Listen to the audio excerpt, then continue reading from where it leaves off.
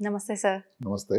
Sir హెల్తీగా ఉండాలంటే మనం తీసుకునే డైట్ అనేది హెల్తీగా ఉండాలి. హెల్తీ డైట్ ఇదైతే వింటూనే ఉన్నాం సహజంగా. కానీ వాస్తవం కూడా. ఆ! హ్మ్. కానీ ఈ మధ్య బ్రెయిన్ డైట్ అనే పదం అయితే వినబడుతోంది. ఏంటి సార్ అసలు బ్రెయిన్ డైట్ అంటే ఏంటి? ఇప్పుడు మనం ఇంతవరకు ఈ ఆరోగ్య ప్రమాణాలు కోసం ఆకాంక్షించే వాళ్ళందరూ కూడా కొంచెం డైట్ మీద పడింది దృష్టి. ఇది అవును. సంతోషకరమైన పరిణామం. హ్మ్. అయితే ఏమిటి ఇంతవరకు ప్రాచుర్యంలో ఉన్న డైట్లు అంటే ఏమిటి? Diabetic diet. ఆ! ఏది కూడా ఇంపార్టెంట్ కాదని కాదు. హ్మ్.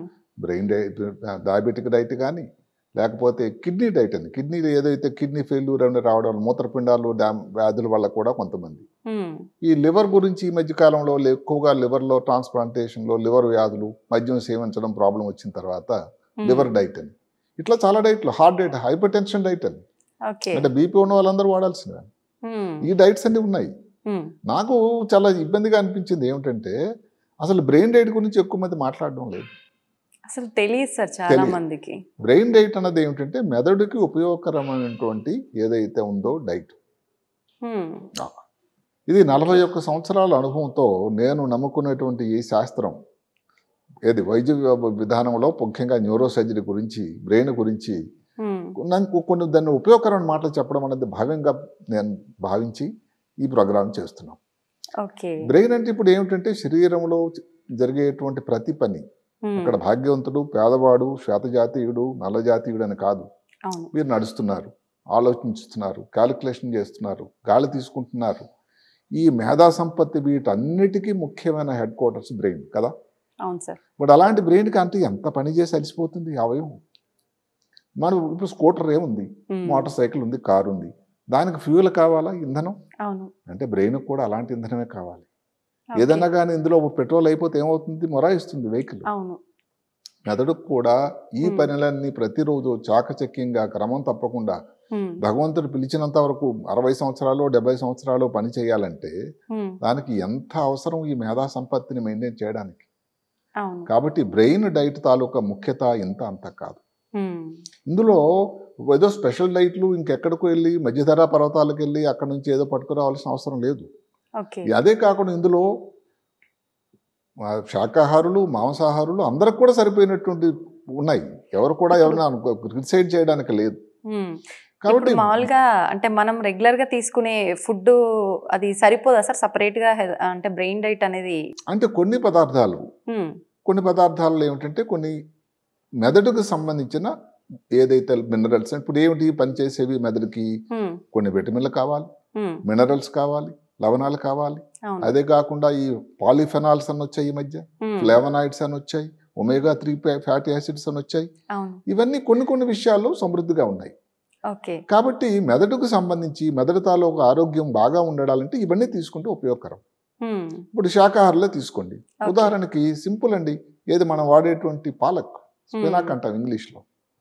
దానిలో సమృద్ధిగా ఉంటాయట. ఏది విటమిన్ ఇ, ఓకే. లేకపోతే విటమిన్ కే, హ్మ్. అదే కాకుండా ఇప్పుడు బీటా క్యారోటిన్ ఇవన్నీ ఉంటాయి.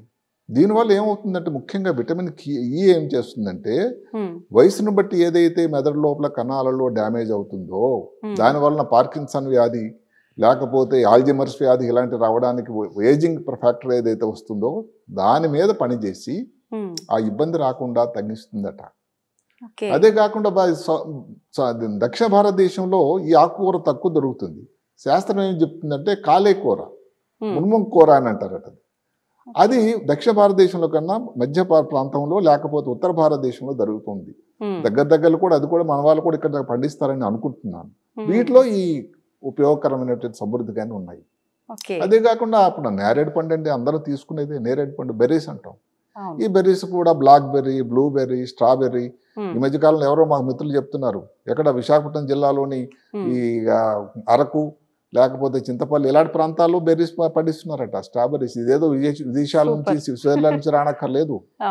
ఆ బెర్రీస్లో కూడా ఇవన్నీ కూడా విటమిన్ సి ఓకే. కానీ, విటమిన్ ఇ కానీ ఉండి హ్మ్. అందులో ముఖ్యంగా ఉండేటువంటి కొన్ని పదార్థాలు ఈ ఆక్సిడేటివ్ స్ట్రెస్ అని ఉంటుంది బ్రెయిన్లో. ఆ! అంటే అందులో ఒక ముఖ్యంగా కనబడేది ఏమిటంటే ఈ ఆక్సిడేటివ్ స్ట్రెస్ వల్ల మెదడులో కణాలు డ్యామేజ్ అవ్వడానికి దోహదకారై దాన్ని నిరోధించాలంటే యాంటీ ఆక్సిడెంట్స్ అని కావాలి. ఈ యాంటీ ఆక్సిడెంట్స్ అన్నవి ఏమిటంటే కొన్ని మినరల్స్ ఉంటాయి దానికి, ఫ్రీ రాడికల్స్ అని. దాని పనేనండి నెగిటివ్ మాటలు, నెగిటివ్ పనులు చేయడం. ఆ ఫ్రీ రాడికల్స్కి ఎదుర్కొని సన్నద్ధంగా ఉండి చేసేటువంటి యాంటీ ఆక్సిడెంట్స్ అన్నది ఈ బెర్రీస్లో చాలా సమృద్ధిగా ఉన్నాయట. అదే కాకుండా అక్రోట్స్ అంటాం, వాల్నట్ అని, చాలా పెద్ద కాస్ట్లీ ఫ్రూట్, ఇప్పుడు విరివిగా దొరుకుతూ ఉంది అది. అందులో ఈ ఒమేగా-3 ఫ్యాటీ యాసిడ్స్, అందరు అనుకుంటారు ఒమేగా-3 ఫ్యాటీ యాసిడ్స్ అయితే మాంసాహారంలోనే తీసుకునే మాంసాహారంలో ఉంటుందని. లేదండి, ఇందులో ఉండేటువంటి ఆల్ఫా లినోలిక్ యాసిడ్ అన్నది ఎంత ప్రాచుర్యం అండి, ఎంత ఉపయోగకరం. సేమ్ ఏదైతే మెదడులో ఉన్నటువంటి కనెక్షన్స్ ఉంటాయి, ఆ కనెక్షన్ అంటే ఏమిటి, ఒకదానికి ఒకటి పలకరింపులు ఉంటాయి నర్వస్ సిస్టంలో, వాటి పలకరింపు కోసం ఏదైతే దోహదకారైనటువంటి వీటిని తయారు చేస్తూ ఉంటుందట. ఇవి వెజిటేరియన్స్ తీసుకోండి. తర్వాత ఇప్పుడు మనం కొన్ని డ్రై ఫ్రూట్స్ అవన్నీ మనం చెప్పుకుందాం. ఇంకా మాంసాహారంకి వస్తే ఇప్పుడు అందరూ మళ్ళీ అనుకుంటారు మాంసాహారం గురించి చెప్పటం లేదు. మాంసాహారం వస్తున్నాం మేము. ఎగ్గండి, రోజుకు ఒక ఎగ్గ తీసుకుంటే దానిలో ఉండేటువంటి కొలిన్ అన్నటువంటి పదార్థం అసలు ఎంత ఉపయోగకరం అని అంటే, దాని వలన ఈ మెదడు తాలూకా గ్రోత్ పెరుగుతూ ఉంటుందట. పూర్తి ఎగ్గా సార్? పూర్తి ఎగ్. దాంట్లో ఉండేటువంటి కనెక్షన్స్ ఇందాక మనం చెప్పుకున్నటువంటి ఏదైతే న్యూరాన్స్ మధ్యలో కనెక్షన్, సమాచార వ్యవస్థ, బ్రెయిన్ లో కొన్ని బిలియన్స్ ఉన్నాయి న్యూరాన్స్ అని, ఎవరు లెక్క పెట్టలేదు ఇంతవరకు ఎన్ని ఉన్నాయని. అందులో ఏదన్నా కానీ నశిస్తూ ఉంటే దాని తాలూకు ముఖ్యత. ఎందుకంటే బ్రెయిన్ భగవంతుడు ఎలా తయారు చేశాడంటే, ప్రతి ఏరియా ఒక పని కోసం నిర్దేశించాడు ఆయన. ఒక పని వాసన కోసం, ఒక పని కంటి చూపు కోసం, ఒక పని వినడానికి, ఒక పని వాక్శుద్ధికి, మాట చాతుర్యానికి, తెలివికి, జ్ఞాపక శక్తికి, ఇట్లా వీటన్నిటి మీద కూడా ఈ కనెక్షన్స్ అనేది చాలా ముఖ్యం. ఏదైనా సమాచారం, ఇప్పుడు మాటకు మొబైల్ లేని రోజునాడు ఎంత కష్టం అయ్యేదంటే ఎక్కడ తను మాట్లాడాలని. ఇప్పుడు అంత గొప్ప వ్యవస్థ, ఈ కనెక్షన్ వ్యవస్థ ఎప్పుడో సృష్టికర్త మెదడులో అమర్చాడు. ఈ కనెక్షన్స్ కానీ ఏ కారణం వల్ల డ్యామేజ్ అయితే ఇబ్బంది మనం అర్థం చేసుకోవచ్చు. కాబట్టి ఈ మనం చెప్పినటువంటి అక్రోట్ కూడా దానివల్ల ఉపయోగం. ఈ కొలియన్, కోడిగుడ్డు గురించి మాట్లాడుకుంటున్నాం. అదే కాకుండా మాంసాహారులు తీసుకున్నటువంటి మాంసం, ఇందులో చిన్న తేడాల శాస్త్రం ఏం చెప్తుందంటే, ల్యాంబ్ అంటే ఏమిటి, లేత గొర్రె నుంచి మాంసం అట. ఈ పోర్కు, బీఫ్ ఇవన్నీ రెడ్ మీట్, వైట్ మీట్ అని 2 రకాలు ఉంటాయండి. రెడ్ మీట్ అన్నది ఇప్పుడు ఇదే మనం చెప్పుకున్నటువంటి ల్యాంబ్ కానీ, పోర్క్ కానీ, బీఫ్ కానీ రెడ్ మీట్ అంటారట. వైట్ మీట్ అంటే చికెన్, వీటిలో వచ్చేది. వైట్ మీట్ అంత శాస్త్రం కాదట, ఉపయోగకరం కాదు. ఏదైతే ఉందో ముఖ్యంగా ల్యాంబ్, ఏదైతే లేత గొర్రెను తీసుకునేటట్టయితే దానిలో క్యాలరీస్ తక్కువ ఉంటాయి, దానిలో కొవ్వు పదార్థాలు తక్కువ ఉంటాయి, దానిలో ఉండేటువంటి ఉపయోగకరమైనటువంటి మెదడుకు సంబంధించినటువంటి మేత అంతా అందులో ఉంటుంది. అలాగే ఇంకొకటి ఉంది ఏమిటంటే సాల్మన్ ఫిష్ అని, అంటే చాలా ఫ్యాటీ ఫిష్ అని, omega three fatty acids, fish liver oil అంటాం మనం. సమృద్ధిగా ఉండేటువంటి గొప్ప సోర్సు ఇది. అంటే ఇవన్నీ కాగ్నిటివ్ ఫంక్షన్, జ్ఞాపక శక్తికి, క్యాలిక్యులేషన్కి, మేధా సంపత్తికి. లేకపోతే ఇదేందో అవుతుందంటే 60-50 సంవత్సరాల తర్వాత రోజుకి భారతదేశంలో కూడా ఆల్జీమర్స్ వ్యాధి వాళ్ళు బాధపడే వాళ్ళు ఎక్కువైపోతూ ఉన్నారు. ఏదైతే తెల్ల జుత్తు వచ్చి ఇలాగ జుత్తు తగ్గిపోతూ ఉందో అలాగే కణాల సంఖ్య కూడా తగ్గిపోతూ ఉందట. వీటన్నిటికీ పెంపొందించడానికి ఉపయోగపడేటువంటి ఒక ముఖ్యమైన ఈ ఆహారం నాన్ వెజిటేరియన్స్లో మనం చెప్పుకున్నటువంటి ఫిష్. అలాగే వెజిటేరియన్స్లో మనం చెప్పుకున్నాం వాల్నట్. ఎక్కడైనా కానీ ఒమేగా-3 ఫ్యాటీ యాసిడ్స్ అవసరం. అది 2 వెజిటేరియన్ ఏదైతే శాకాహారాలతో తీసుకునేటువంటి పదార్థాల్లో కానీ, మాంసాహారాలు తీసుకునే పదార్థాల్లో కూడా ఉన్నాయి. అయితే మా మాంసాహారులతో అడ్వాంటేజ్ ఏంటంటే వాళ్ళు శాకాహారం తీసుకోగలరు, మాంసాహారం తీసుకోగలరు. శాకాహారులు అయితే మాంసాహారం తీసుకోపోవచ్చు. ఇప్పుడు అందుకని సరిపోయినట్టు కొన్ని డ్రై ఫ్రూట్స్ ఇవన్నీ ఉన్నాయి. ఉదాహరణకి ఇప్పుడు మీరు పసుపు అనుకోండి, పసుపు మాంసాహారంలో కూడా మాంసాహారంలో వాడతారు కదా. అసలు గొప్ప పరిశోధన ఏమిటంటే, పసుపు భారతదేశంలో అంత ఎక్కువ వాడకడం వల్ల దానిలో ఉండే కర్కుమిన్ అని ఒక పదార్థం ఉంటుంది.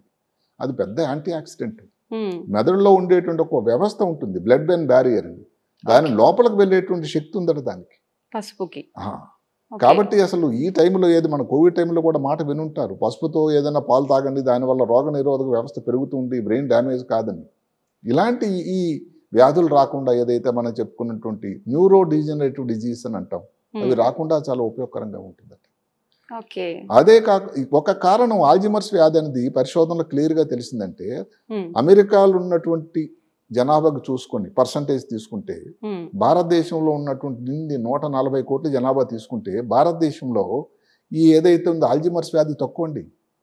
దీనికి కారణం ఏదో మనం మంచి వాళ్ళం అయిపోయింది కాదు, మనం వాడేటువంటి పసుపు వల్ల.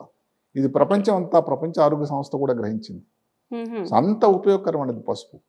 Okay. అందుకని ఎంత విరివిగా వాడుతుంటే వాళ్ళలో ఈ ఇబ్బందులని రాకుండా ఉండడానికి లోను కాకుండా ఉంటుంది. ఇంకోటి, మన రోజు మామూలుగా సాంబార్లో ఉన్న రసంలోని చేసేటువంటి పంప్కిన్, గుమ్మడికాయలు ఉండేటువంటి కొన్ని సీడ్స్ నుంచి ఓకే అన్ని లవణాలు, మినరల్స్ అనుకున్నాం మనం, చాలా పోషక పదార్థాలు, జింక్ అని, కాపర్ అని, మ్యాంగనీస్ అని, ఇవి ఏదైతే కణాల తాలూకా డెవలప్మెంట్, మెదడులో ఉండే కణాల డెవలప్మెంట్ కోసం ఉపయోగపడేవి. మనం అందరం వాడేటువంటి కాఫీ ఉండనే ఉన్నది. అందరూ అనుకుంటారు కాఫీ వల్ల ఇబ్బందా మంచా అని. రెండు మాటలు చెప్తాం కాఫీ గురించి. కాఫీలో ఉండేటువంటి కెఫీన్ అనేది పెద్ద యాంటీ ఆక్సిడెంట్ అండి.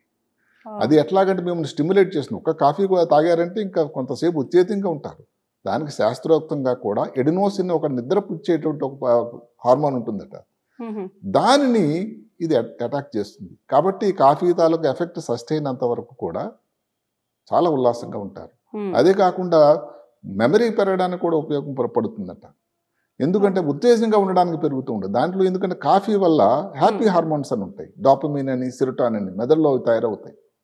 ఇట్లా కాఫీ కానీ మోతాదు, లిమిట్గా మోతాదులు, ఏది 3 నుంచి 4 కప్పులు డైలీ తీసుకోవచ్చు.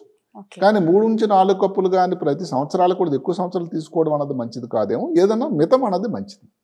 అలాగని రాత్రి మీరు పడుకునే ముందు కాఫీ తీసుకోవడం కొంతమందికి అలవాటు. దానివల్ల మీ నిద్రభంగం అవుతుంది. నిద్రభంగం అయితే మళ్ళీ మీకు ఏదైతే ఉందో దానివల్ల ఈ ఆల్జిమర్స్ ఇవన్నీ ప్రాబ్లమ్స్ కూడా రావడానికి ఒక కారణం ఏదైతే ఉందో, మనం చెప్పి ఒక్క బ్రెయిన్ డైట్ వల్ల కాదు, వ్యాయామం కానీ, నిద్ర కానీ, ఇంకా చాలా ఉన్నాయి. అవి కూడా ముఖ్యమే మెదడు తాలూకు ఆరోగ్యానికి. కానీ ఏ టైంలో తీసుకోవాలి, ఎంత మోతాదు తీసుకోవాలి అన్నది కూడా ఒక ముఖ్యమైన విషయం. అదే కాకుండా డార్క్ చాక్లెట్, దానిలో ఒక ఇది ఉంటుంది, ఫ్లావనాయిడ్స్ అని. అది అసలు ఎంత ఉపయోగకరం అన్నట్టు. దాంట్లో ఇప్పుడు వచ్చినటువంటి కొత్త పదానం ఏంటంటే బ్రెయిన్ గట్ యాక్సిస్ అని. అంటే దీనికి ఏది నమ్ముతారా, పొట్టలో ఉండేటువంటి ప్రేవులకి బ్రెయిన్కి కనెక్షన్ ఉందట. ఇప్పుడు ఈ డార్క్ చాక్లెట్ తీసుకునేటట్టయితే దాని మీద గట్టలో, దానికి పొట్ట లోపలికి వెళ్ళి దాన్ని స్టిమ్యులేట్ చేసి ఏదైతే ఉందో బ్రెయిన్ మీద ఉండేటువంటి దుష్పరిణామాలని ఎదుర్కొంటూ ఉంటుందట. కాబట్టి డార్క్ చాక్లెట్ కూడా ఉపయోగకరమే మామూలు చాక్లెట్ కన్నా. లాస్ట్లో ఇంకొకటి ఇప్పుడు కొత్తగా ఇప్పుడు మనం వాడుతున్నది ఏమిటంటే, మనం చెప్పుకున్నాం పంప్కిన్ సీడ్స్, ఇవి కాకుండా ఇంకా కొన్ని ఫ్రూట్స్ ఒకటి ఆరెంజే తీసుకోండి సింపుల్ గాను. అందులో ఉన్నటువంటి వైటమిన్ సి మెదడు లోపల ప్రతి కణానికి ఉత్తేజంగా ఉండడానికి, డెవలప్మెంట్ కోసం, మెదడు గ్రోత్ కోసం చాలా ఉపయోగకరమైంది. అది ఒక్క ఆరెంజ్ తీసుకుంటే అంత వైటమిన్ సి వస్తుందట. మీరు విటమిన్ సి టాబ్లెట్ వేసుకోక్కర్లేదు. అలాగే మీ ఇంటి దగ్గర పెరట్లో దొరికే గోవా, జాంపండు, సింపుల్గా సరే. ఇంకా కానీ మీరు కొంచెం ఆర్థికంగా కానీ మీరు చేయగలిగితే కివీ ఫ్రూట్, టొమాటోస్ అండి. టొమాటో నిండా పుష్కలంగా వైటమిన్ సి ఉంది.